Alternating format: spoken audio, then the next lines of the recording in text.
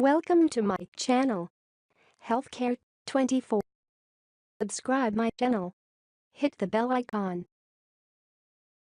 and like the video. Hi, it's Jen and Alice again, and today we're going to look at the mobility of the pelvis and the lumbar spine in supine and using the magic circle. So Alice is going to bring her legs up into tabletop.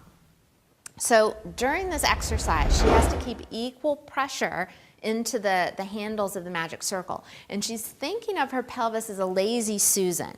So on the exhale, let's have right hip shrug up to the right armpit. And she's going to keep it really, really small and then come back to center. That was excellent. Go in the other direction.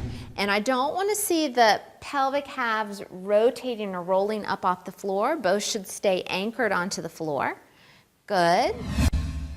Nice. The hip that's hiking to the armpit will often want to come up off the floor, so you have to be careful not to let it roll up. Beautiful. Let's do one more on each side. Looks really good, especially on this side. Yep. So you tugged it like a little bit too far. Yeah. Great. And back to center and rest for a second.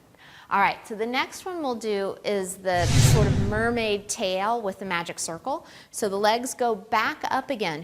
And this is really hard to lose the pressure on the magic circle. So whatever leg is on top, you want to really emphasize pressing into the magic circle. So the head, shoulders stay the same. The front ribs stay soft. And on the exhale, we're going to reach away from the camera. So you're going to think about going up and over a barrel here on your left side. So she's losing one side of the pelvis. She keeps the shoulder down.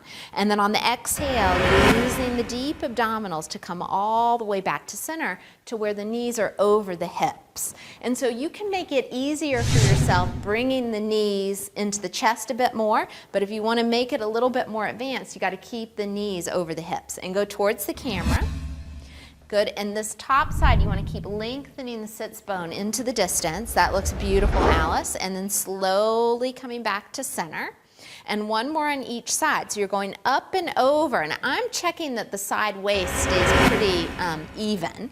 Yep, that looks great. And then back to center. And up and over. And she's remembering to press into that top leg. Great. And then gently, gently back to center. And rest for a moment. Good. So such a nice way to use the magic circle to kind of block the legs and give the legs a boundary and then ask for that pelvic movement both in the coronal plane, that hip shrug plane, and then the transverse plane. Thanks for watching.